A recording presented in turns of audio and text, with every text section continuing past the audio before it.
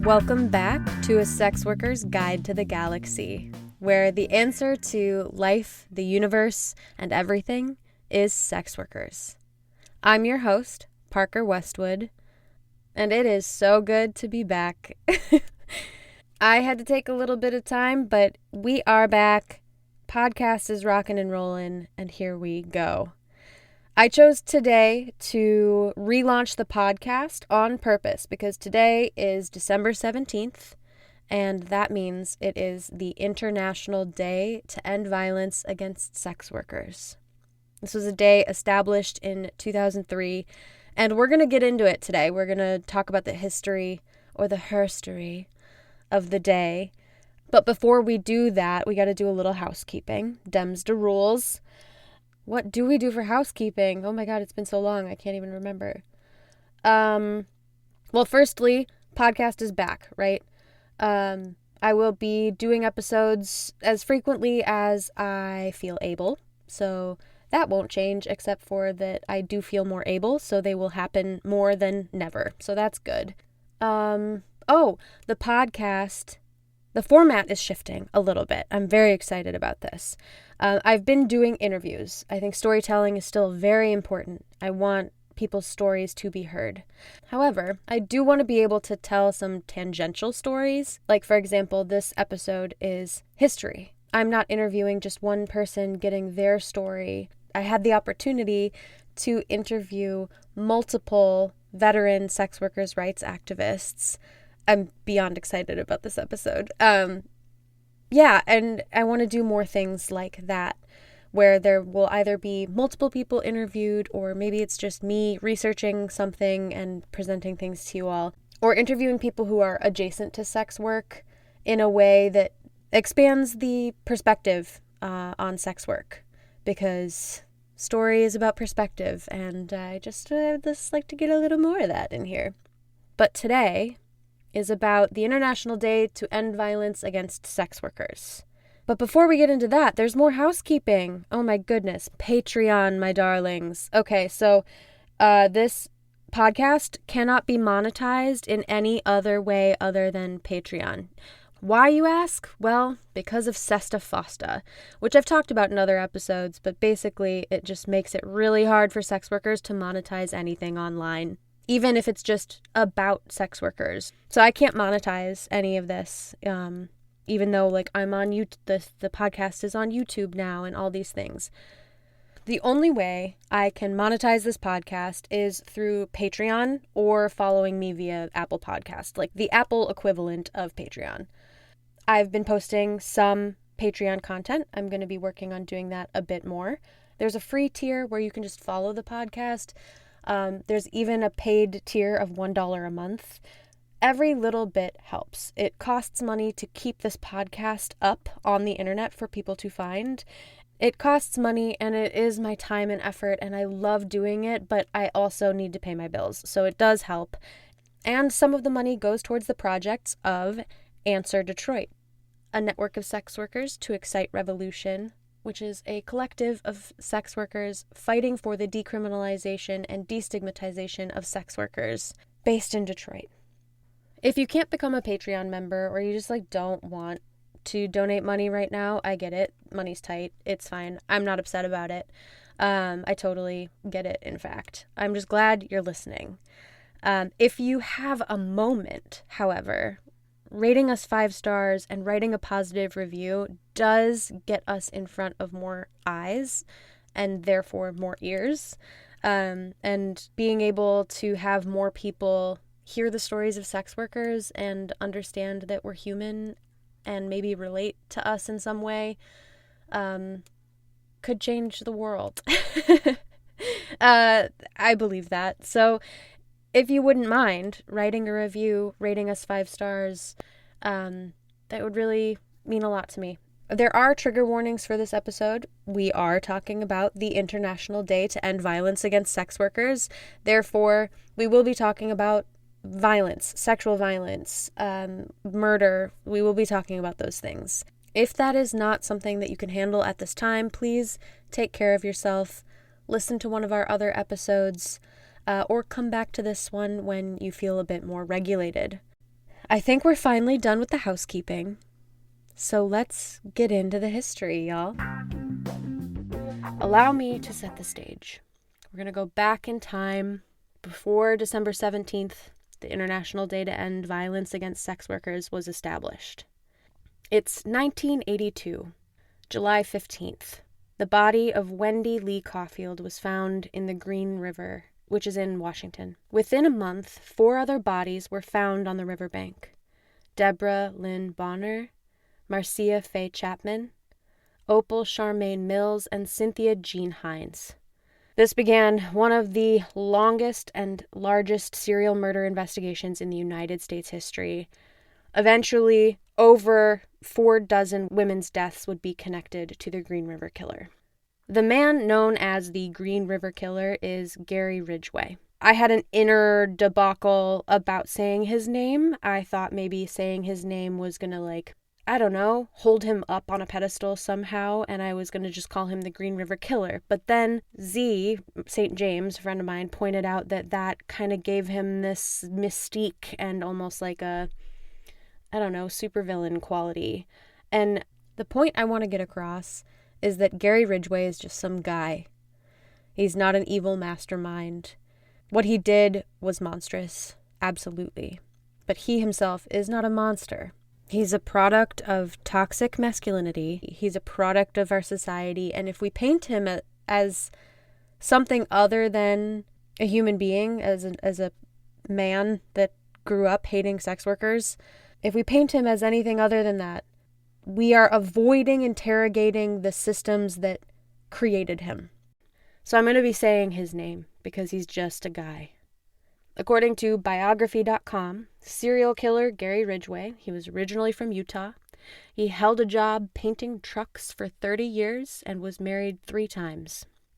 He began murdering women in 1982 and was caught in 2001 when they were finally able to actually DNA test some evidence or some samples that had come from the crime scene. Ridgway has claimed he killed as many as 80 women along Route 99 in South King County, Washington. He eventually pleaded guilty to 49 counts of aggravated first-degree murder and has received multiple life sentences in prison, where he remains today. There are still women missing in relation to Gary Ridgway. They went missing in the 80s, and their bodies have never been found, their cases never charged, and justice was never truly served. The King County Sheriff's Office is still calling for tips or information via their website about these women. So how did he get away with this for so long? He wasn't some mastermind. He wasn't even very clever. But he preyed on people, women, that he assumed no one cared about. And in one very critical way, he was right. The police didn't care about these women. During the time of these murders, the designation of No Humans Involved, or NHI, was being used in relation to cases with victims who were deemed less than human or unimportant. Guy Nave wrote an incredible piece for Medium.com titled No Humans Involved, NHI, The Dehumanization of Black People. I encourage you all to read the whole thing. It's awesome. But I'm going to read a quote from it here to help explain this designation. Quote, "The use of the term came to light in 1992, following the arrest and acquittal of 4 LAPD officers caught on video brutally beating Rodney King. In 1992, the Jamaican scholar and theorist Sylvia Wynter penned a seminal text titled No Humans Involved, an open letter to my colleagues. Wynter asserted that the dehumanization of young, unemployed black males allowed them to be subjected to the, quote, genocidal effects of incarceration and elimination by ostensibly normal and everyday means, end quote. While the term was first associated with encounters between law enforcement and Black Americans, it has been used concerning other marginalized groups as well. NHI has been used alongside terms like, quote, misdemeanor murders and, quote, prostitute murders to minimize the killing of women sex workers. As Elida Wedensi, sorry if I butchered that, persuasively argues in an article published in the Minnesota Journal of Law and Inequality, quote, discounting the violence against marginalized groups through the denial of their humanity allows the narrative of law enforcement as necessary defenders of the innocent to remain uncriticized, end quote. While the term is rarely used today in legal circles, the attitude that the term represents remains pervasive and finds its parallel in the treatment of missing and murdered Indigenous women and girls, MMIWG. End quote of Guy Nave there. We spoke with Jill McCracken, who here will elaborate on the NHI designation and how it relates to the sex workers' rights movement.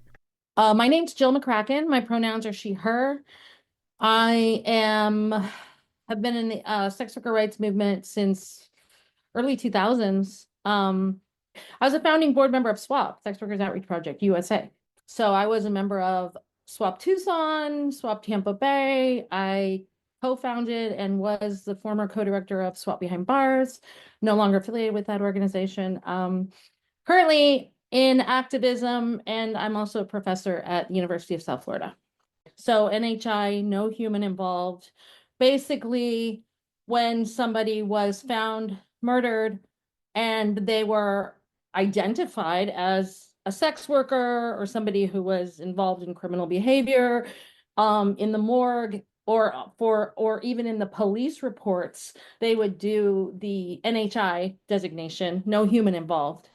So in the morgue, sort of like this toe tag of NHI, these people that, don't count, or we don't have to consider them as much. And so we were basically trying to call attention to the fact that this designation is wrong.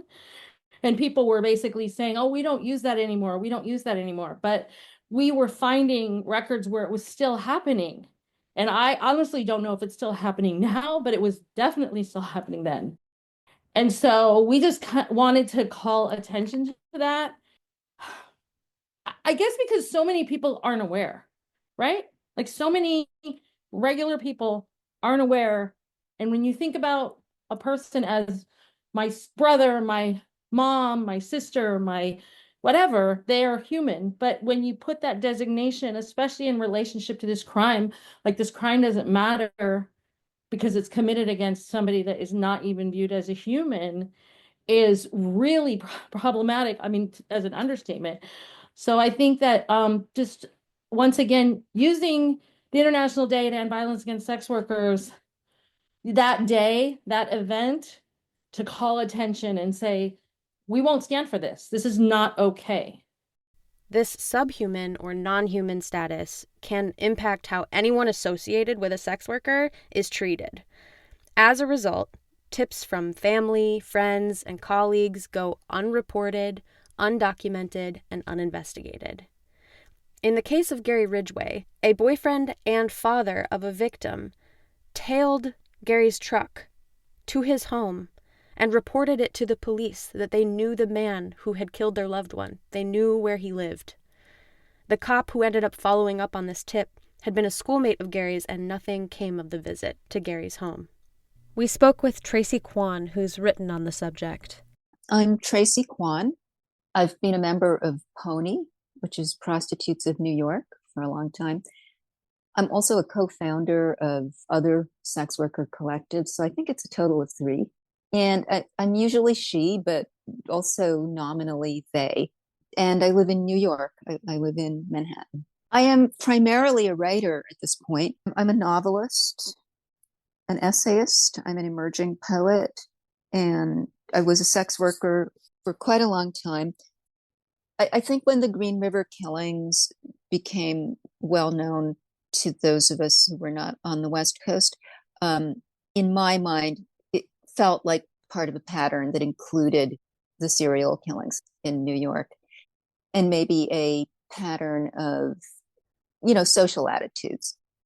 Part of it is the stigmatization and illegality around sex work casts a shadow over anyone who's involved with a sex worker, and then also just their own position, in society. So if you're from a working class family that doesn't have any best friends in City Hall, or in the prosecutor's office. You don't have the clout. So it's not that they weren't missed, it's that the people who were aware of the fact that someone in their family or their circle had been killed simply didn't have the social clout to, generate widespread concern. And this was, and so one of the things I got into in one of the op-eds that I published at the time was specifically social attitudes toward our boyfriends and husbands.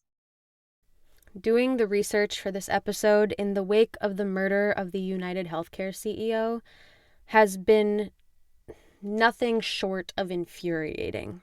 I just see the news coverage and the police effort for this one wealthy white man, and I have never been more in touch with my rage than I have the last few days. Let's just say that. The police have said that they are following up on every tip they receive regarding the shooting of this singular CEO. And I can't help but think about what if they had followed up on every single tip they received regarding so many murders committed by Gary Ridgway. And not just Gary Ridgway, but the many other murderers who have targeted sex workers specifically. He's not the only one.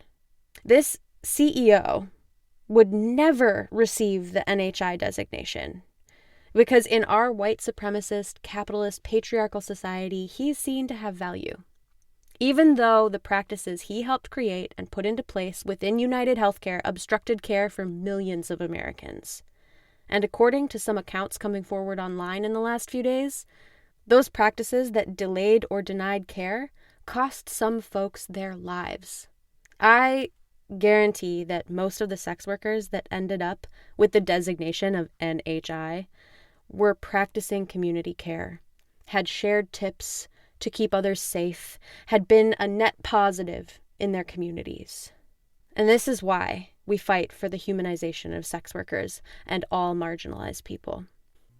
Because our value is not determined by our net worth. We must refuse to allow capitalism to define our worth. Capitalism is a system without morals or ethics and incentivizes harm to our environment and our communities. To value life should not be seen as a radical belief. And that is one of the many reasons why we fight. Okay, off my soapbox, back in the time machine we go. In 2001, Gary Ridgway was finally apprehended. He confessed and was finally charged with the murders of 48 women, though he says he likely murdered far more. It was during his trial that the world got to hear his chilling statement about why he targeted sex workers. Your statement continues to say that this murder was part of your common scheme or plan to kill as many women whom you thought were prostitutes as you possibly could. Is that true? Yes. Were the victims of the prior case against you, the one you pled guilty to in 2003, were those victims also part of that same common scheme and plan? Yes. At that time, in 2003, you made a statement about your plan, which you repeat here at the bottom of page 5. Do you see that? Yes.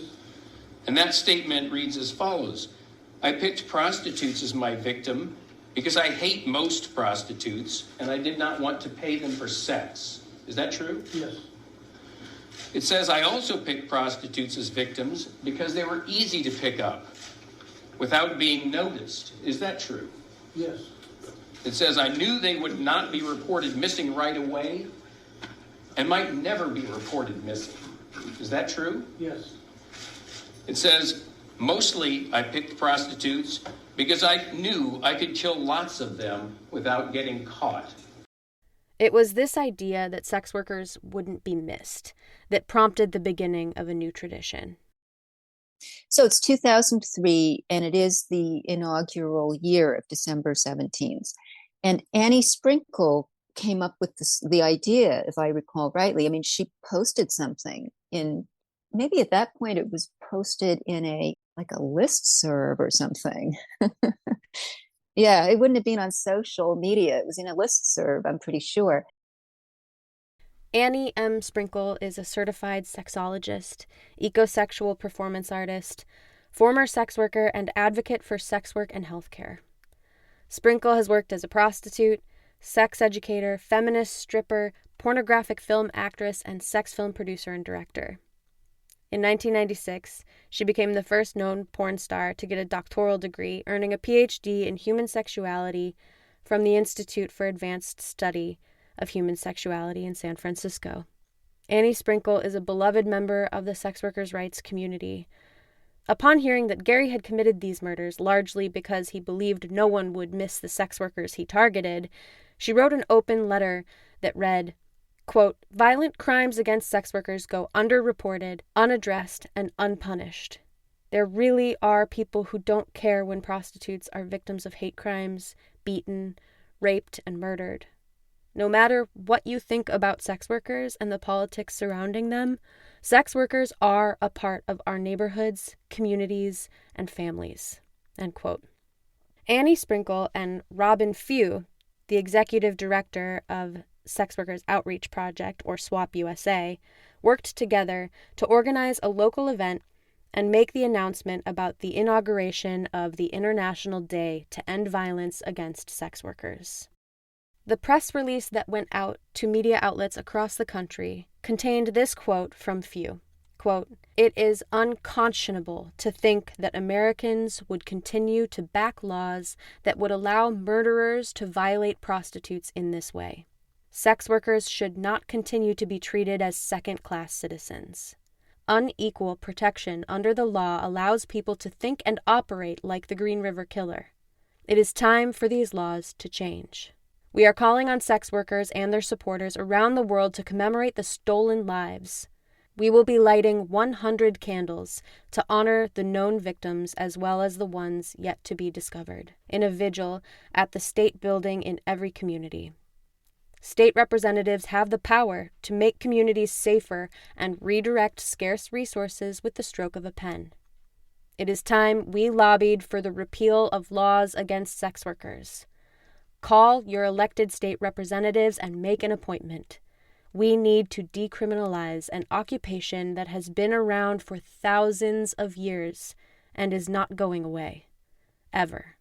End quote. Annie Sprinkle and Robyn Few had known each other from their time in New York. Robyn Few passed a few years after the International Day to End Violence Against Sex Workers was established. Here, Jill McCracken recalls some memories of Robyn Few. Robyn was just so funny and what's the word? Like almost like sacrilegious, like so in your face, like fuck you, like I don't give a shit.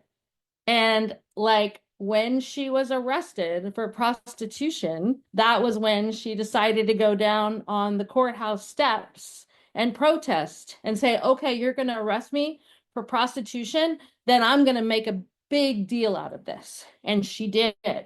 I mean, she was a huge part of starting the Sex Workers Outreach Project. So, and it was fun. It was fun in those days because many of us had little babies. That was a long time ago, right? So I remember we were hanging out one time. Robyn was actually sick at this point, and my kid was probably like 3 or 4 running around naked. She's like, "Jill, get his naked butt off the couch. What are you doing?"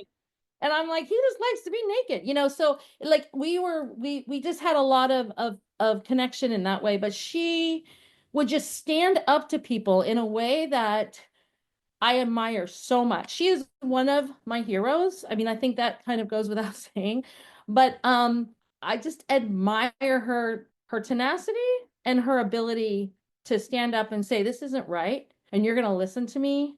And we had a huge march after she passed in San Francisco, and it was really amazing to see everyone together. According to the Global Network of Sex Worker Projects, the memorial organized by Annie Sprinkle and Robyn Few was attended by between 60 to 80 people. The memorial was held on the lawn of San Francisco City Hall on December 17, 2003, the day of Ridgway's conviction. Since then, December 17th has become known as the International Day to End Violence Against Sex Workers and has been observed annually in scores of cities across the world. Stella Zine spoke to us about the versatility of the day. Name Stella Zine, pronouns she and they, and organizational affiliations, of course, NSU, Sex Worker Working Org, and NSU in general. And also, I would say Coyote, Georgia, although it's had ebbs and flows of kind of the direction, but it's there. The Twitter's there still. And Georgia Harm Reduction Coalition. The D17, it gives us an organizing opportunity. It can be like a vigil time. It can be a time just for us. It can be a time where we use it to educate our communities, and it's got so many levels. It's got, opportunity for public awareness, got the opportunity for healing, being able to come together and then, talk and for community building, for organizing, that kind of thing, but also for grief, to get the conversation going and to find that where we have commonality for coalition building. We were able to talk with some people who organized and or attended the first December 17th celebration in New York City. Melissa Ditmore and Tracy Quan shared their accounts of that day with us. There were December 17 events in 2003 in many locations, and that I'm not clear how many, but I was there for the first New York December 17, yes. In New York, Melissa Ditmore is the person who went to Judson Church. Melissa Ditmore was a coordinating member of Pony. My name is Melissa Ditmore. I became a member of Prostitutes of New York when one of my colleagues invited me to a meeting. It made sense. I was brought up by a feminist union rep. Some of my work includes editing Encyclopedia of Prostitution and Sex Work. My most recent book is Unbroken Chains, The Hidden Role of Human Trafficking in the American Economy. I started working on human trafficking issues when I realized how the furor about human trafficking was really going to affect sex workers. I got involved on anti-trafficking legislation, lobbying as my attempt at damage control. I remember the first December 17th vigil in 2003. At the time, the movement was much smaller than it is now. Pony is in a dormant phase now, while many other organizations are active in New York City and everywhere. In 2003, the general public had been online for nearly a decade, and social media did not yet exist. People communicated through email lists and message boards. The most prominent sex worker email list at that time internationally was probably Hornet. We had only a few weeks to publicize the first vigil through email lists and phone calls. We didn't know how many people to expect. People we had never met before came to the New York vigil, and Pony Prostitutes of New York grew a bit with these new people. Vigils were held in many places. Here in New York City, we stood on the steps of Judson Church on Washington Square. Judson Church is important in sex worker history, too. Howard Moody and Arlene Carmen of Judson started mobile outreach to sex workers in 1975. Pony started then, too. For the first day to end violence in 2003, it was cold. There had already been snow, and the candles looked just lovely. Jessica Land read the names of the dead. She wore a black hoodie under which we could see her blonde hair. We engaged with some of the passersby who asked why we were holding the vigil. We didn't stay outside long, just long enough to say a few words and read the names. Sometimes in the early years, it was snowy and cold. We had the use of a side room at Judson. There was an upright piano, and Chelsea Goodwin, a transgender woman and member of Pony, played for us. Chelsea's partner, Rusty Mae Moore, was there. Rusty was also trans. She was a professor, and she started Transy House, offering shelter to trans people, including Sylvia Rivera. Rusty died in 2022 at 80 years of age. Rusty's an important figure in New York City and trans history. Judson has since been renovated and the layout has changed. The room we were in doesn't exist now. NYC sometimes has more than one event on December 17th, and there's still a vigil at Judson. International Day to End Violence Against Sex Workers at Judson might be on another day, depending on what's happening at the church. Veronica Vera has organized the vigil inside the church, beginning by decorating tall candles to commemorate our dead. Judson held an enormous memorial for Cecilia Gentili. And here's a special invite from Veronica Vera to Judson Church this year. But I'll let her introduce herself. My name is Veronica Vera, pronouns she, her. I'm an OG sex worker. Throughout the 1980s, I explored my sexuality as a porn star. I made a few hardcore movies and kinky videos. Mainly, I wrote about my life and the world of commercial sex in adult magazines. Veronica Vera's New York was a monthly column I had for a dozen years. In 1989, I founded Miss Vera's Finishing School, the world's first cross-dressing and transgender academy, which helped shed light on the burgeoning transgender movement. I'm now a doctor of human sexuality. Following the 2024 election, the need to coalesce the sex worker movement is more than ever recognized as a priority. This year, a host of different sex worker groups will convene at Judson on December 17th, and the event will be a collaboration with unity as a theme. All are invited. The International Day to End Violence Against Sex Workers continues to be celebrated around the world. The way this day is celebrated changes depending on the landscape we are in, and sex workers' rights groups have taken many approaches over the years.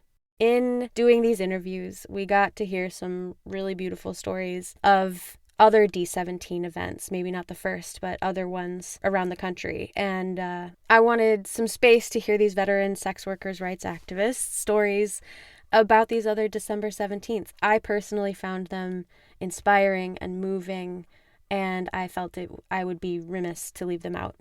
So sit back, relax, and enjoy the next approximately 5 minutes or so of story time.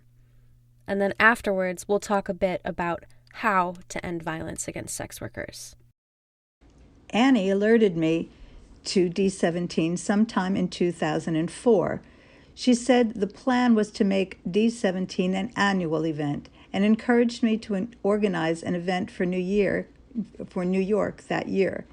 I knew of Judson's history supporting sex workers, so I got permission to hold the event on the church steps. I also contacted a reporter from the New York Times who I thought would be sympathetic. Having the vigil on the church steps made a great photo op, and that year the photo with an excellent story by Maria Navarro appeared on page 1 of the New York Times. I think I was just really in awe of that sex workers could put the day together, but then how important it was to actually talk about these issues, to say people's names. And Tucson was at the forefront, I would say. I mean, I was in New York, I wasn't in San Francisco, so I really don't know, but we were a pretty active chapter. And so every year for December 17th, we would do something, like we would do a die-in, or we would do a performance, or we would sometimes just get together. And so we would, like, one year we went down to the courthouse and we had signs and we dressed in black and we laid down and we did a die-in. And then after that, like right as everyone was leaving at 5 o'clock, so that people would like see us, and we had signs and we wouldn't talk. There were a couple people who were handing out little posters. Then we would literally take candles and march down to El Tiradito. And then that was a shrine where we would then there would be a performance, music, people would sing, people would talk. It was a very somber event, but also a very unified. So it's very dear to me. Those memories are very dear to me. And so we would have people sing, drum, we would light candles, we would have hot cocoa. And then sometimes we go back to somebody's house and celebrate the fact that we were together and that we were making space for this day and for people who have been brutally killed and violated. I will never forget the die-in. I'll never forget getting dressed up. We were at a really good friend of mine's, Natalie's house. We were getting dressed up, and then we took a truck and had all the stuff loaded up, and then we went down to the courthouse where the courthouse was. And I don't remember what day of the week it was, but it was like a regular day at 5 p.m. We planned it, and I was so nervous because I was like, oh my gosh, what are people going to do? And we were really difficult to look at. Like we were even a little bit worried about kids because we were like looking like we had the chalk outlines drawn on the ground and like lying there. Like it was meant to be art and disturbing, right? And to call attention. And so I just will never forget being involved in that and just being a part of that community and then walking to the shrine together and connecting. I went to one in 2019. That was an amazing event. I mean, it kind of blew my mind. It was just before COVID hit. I was astonished at what I saw. It was held at a bar somewhere in the East Village, I believe, and it was a poetry reading. So it was a sex worker poetry reading. Rachel Rabbit White put that together. The room was jam packed. I mean, a lot of the people there were probably civilians, but there were a lot of working girls there and some guys, but really a lot of women. And, I could tell who was. It was just really astonishing to me that we had gone from what seems like 7 or 8 people standing on the steps of Judson to this like packed full house. And also, I realized that a lot of the people who came to this event they had a very strong sense of community. I don't know that they were all interested in doing politics, but they had a sense of community and an awareness, a lot of ideas about why they were there. And I thought it was really cool.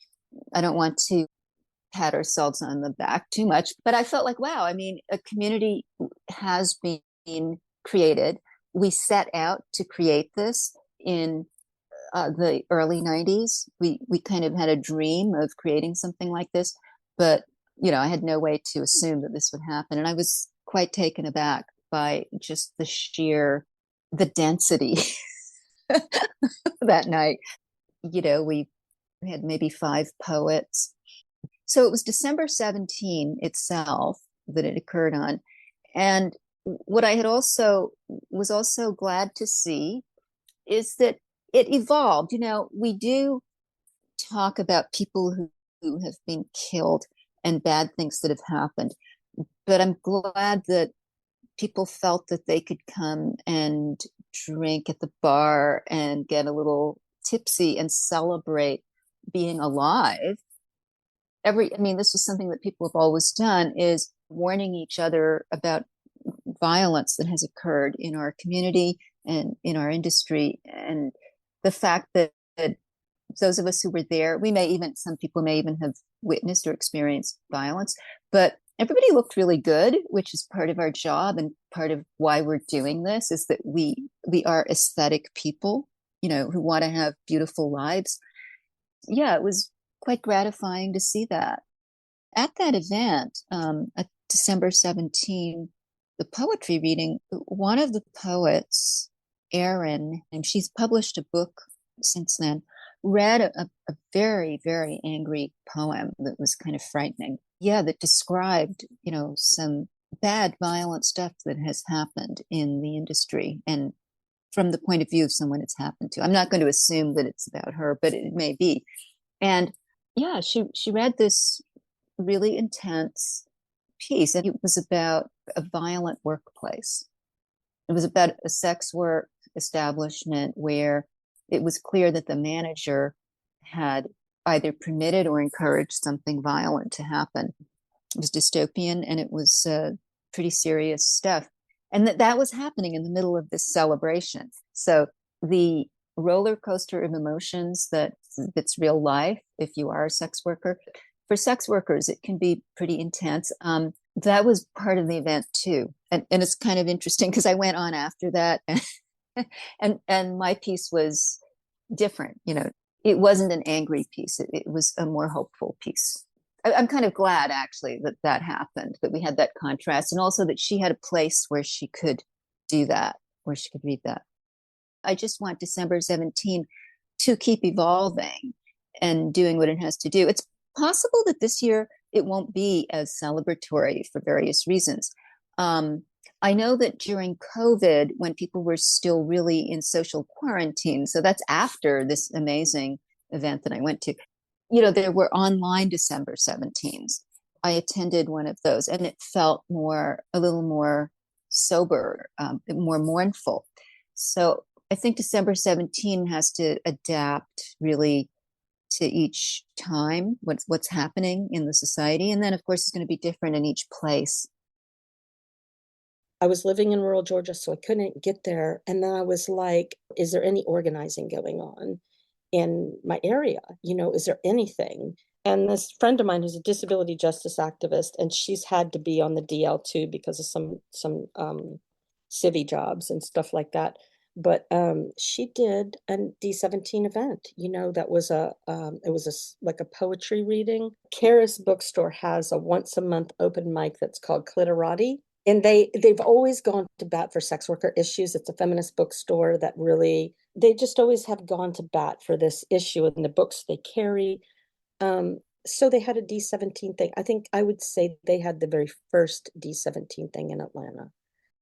But the second one that I was involved in organizing and did a coalition with people that I met through the Solutions Not Another Punishment, through us all going downtown to push back on the banishment legislation that was targeting trans women of color in Midtown Atlanta, that was going to up all the jail time, fines, and parole time and all that for people who were arrested for trading sex for solicitation.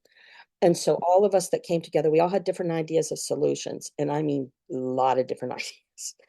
And not everyone was on the decrim train, And some people were on the Project Rose train and like the anti-trafficking rescue train. It was challenging, but a lot of us came together to push back at least on the anti-banishment. We're not going to banish human beings to one area of Georgia. We read the names, everyone kind of spoke. One, Evans was a main organizer with SNAPCO and had gotten arrested for, I don't know, some kind of trafficking, a Black trans guy in the South, getting pulled over for anything. And then was totally stripped naked. And then so it was like, there was a lot of SNAPCO morphed into different things because these issues are so intersectional, that the powers that be that criminalize, sex and drugs, it's so much not about sex and drugs, like the criminalization. It's about channeling people of color and criminalized people into the prisons. But that every sign that had the word sex work was asked to be taken down. But we did get to read all the names, but there was just all these weird respectability issues that it's like, it's really messy stuff that it's important to get into those conversations and understand why they happen and have empathy about why they're happening.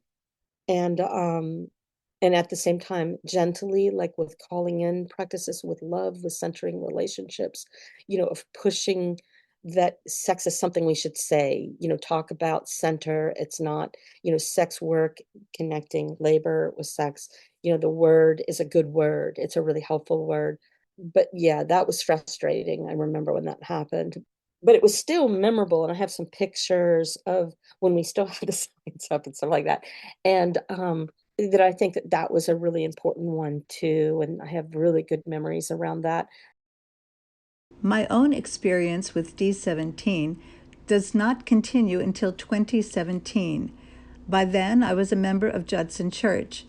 Both Annie and I were consultants on the TV show HBO's The Deuce, and the cast and crew of that show were interested in supporting D17 as well as Judson's history of support of sex workers. The Judson bus had traveled through Times Square and was included in that show. In 2017, we used the big meeting room for the vigil. The focus was on the reading of names, but I included other sections. We set up tables with craft supplies, and attendees arrived early to add names and decorate the candles. This gave attendees the opportunity to mix and mingle. This was one of my favorite parts of the vigil. Even when the main ceremony happened indoors, we went outside for the photo op on the steps or under the arch in Washington Square Park. We have included special tributes to leaders who died: Margot St. James, Carol Lee, Priscilla Alexander, and Judson's Arlene Carmen, who founded the Judson Bus, have all been included. This year, we'll include a tribute to Cecilia Gentili. Last year's reading of names included the names of other sex workers who had died, though not from violence. As the names were read, it called attention to the vastness of this community. At first, Judson footed the bill for the vigils, the candles, the refreshments, the craft supplies. But now, sex worker orgs and allies are contributing to the expenses. We always document D17 with photos, and we keep masks available, but participants have felt less need to cover their faces. One year here I'm in St. Petersburg, Florida, a few years ago, we actually built a casket out of paper.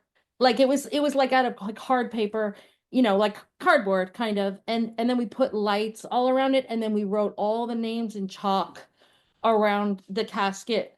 And then we went to the Unitarian Universalist Church and we had like a gathering with the community. So we had kind of an education for the community because we're like, this is an opportunity for you all to learn what is this and what is sex worker rights and what is the International Day. So we had that. And then we marched through the streets with the lights on the casket. And then again, kind of handed out things about Swap Tampa Bay, which is the Swap chapter that I was a part of when we did that. That was in 2019. And that was right before COVID. So that was kind of our last, at least for Swap Tampa Bay, our last December 17th in-person gathering. It's a kind of a weird situation. We wanted to open up to the community, but it's also one of those events that is like not for the community, right? It's for us. And so we should be able to, have that space. And I think that was the benefit of, especially what we tried to do in Tucson, which was create some kind of a public happening, but then only the people that knew what was happening were going to go back to the shrine and really share ourselves. So it was sort of like, let's get attention, but then we'll go back and take care of each other and ourselves, really share. And I think it was my first experiences with the International Day to End Violence Against Sex Workers. So it's also, particularly poignant to me, but I think that we did a really good job in hindsight of combining those things. Having this December 17th as part of the context in the background of the sex worker rights movement is a privilege. And it's also devastating. So I think that's the part that gets me. I had that always as part of the community. And yet, oh my gosh, why do we have this at the center? And we still, every year, are gathering names and saying names. I find that last point by Jill McCracken to be incredibly poignant. We, as a community, have this beautiful event around which we can coalesce and do so many things. Like, it can be advocacy, it can be education, it can be communal healing, it can be so many things. December 17th, the International Day to End Violence Against Sex Workers, can be so many things. But it is tragic that it has to exist, that we felt called to create it, that Annie Sprinkle and Robyn Few created it due to the rampant violence against sex workers, and that this year marks 21 years of this day, and we are still adding names. So how do we end violence against sex workers? Sex workers' rights advocates are calling and have been calling for decriminalization. An article by Jane Swift puts it this way: imagine what it's like to work a job that is prohibited by local, state, and federal laws and policies. These policies make it extremely difficult to speak openly about or advertise your services, to secure safe, reliable spaces where you can work alone or with others, to utilize financial institutions, and to record your employment on official forms that may require it.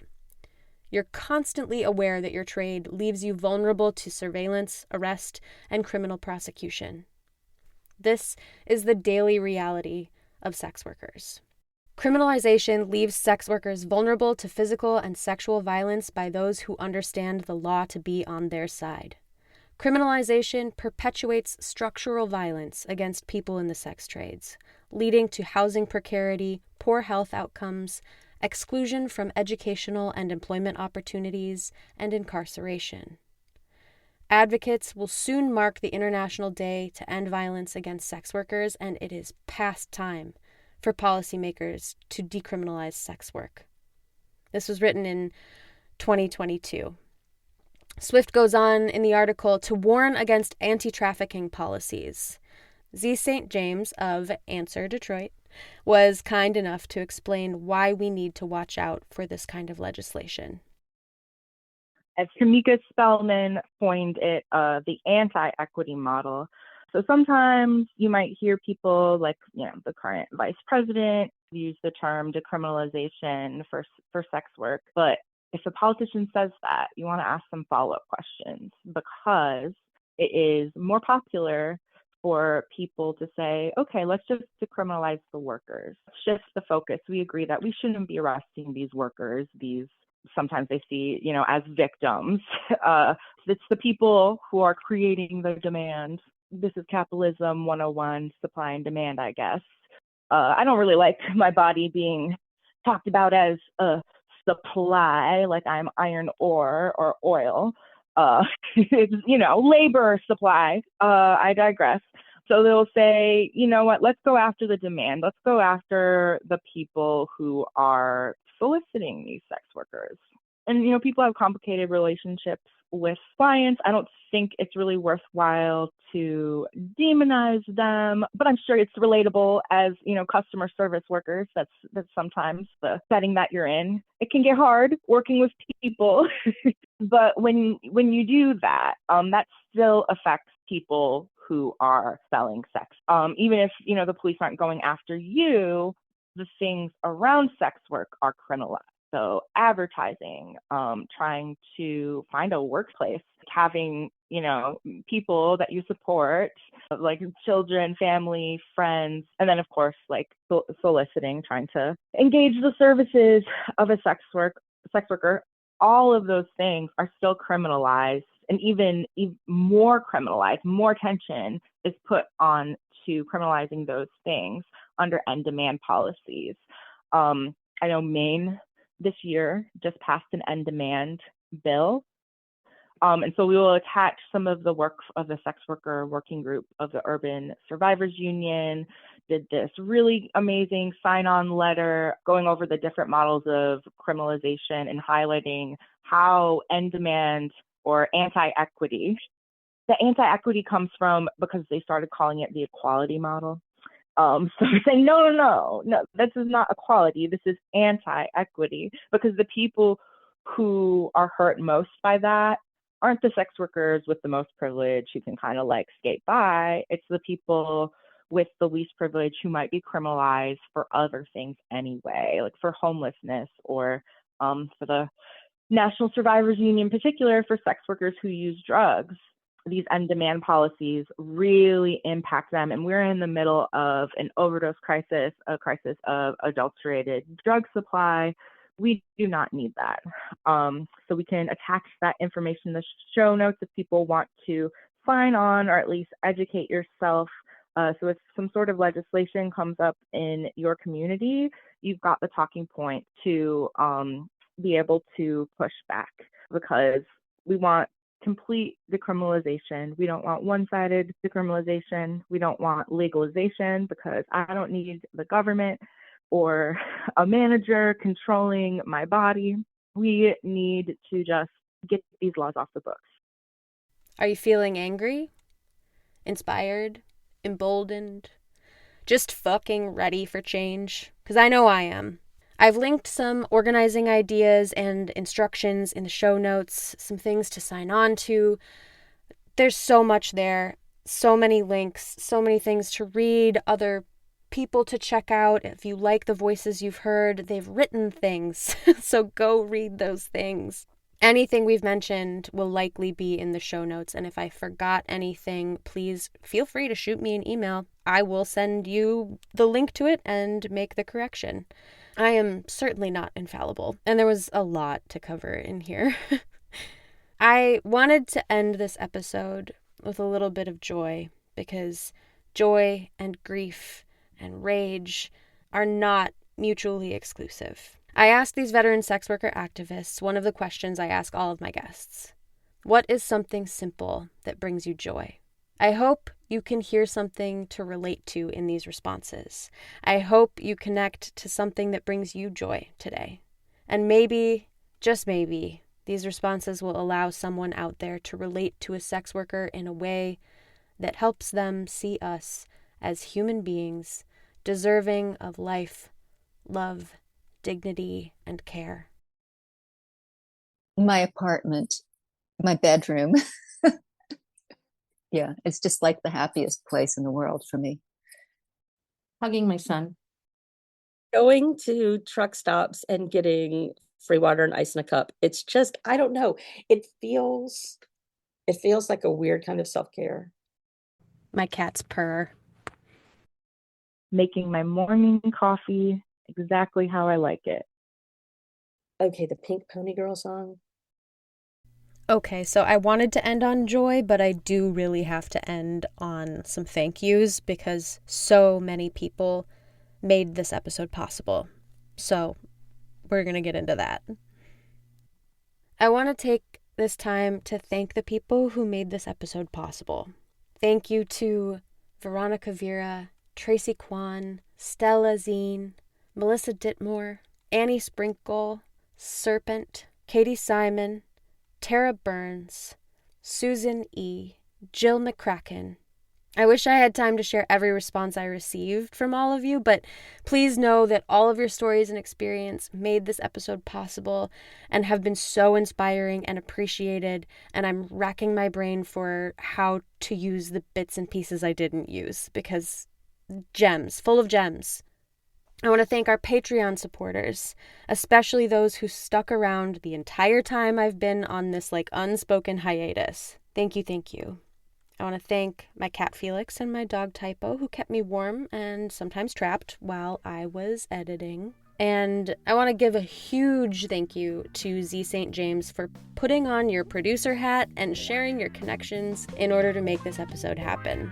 It quite literally could not have happened without you, and I'm so grateful to call you my friend. And last but not least, a big thank you to you, listener. You've made it to the end. That's incredible. Not everybody gets here. Thank you for listening. Thank you for being you. And thank you for giving a shit about sex workers. No space fact this time. I'm going to end it here on a note of safety, dignity, and decriminalization. Nanu nanu, motherfuckers. We back.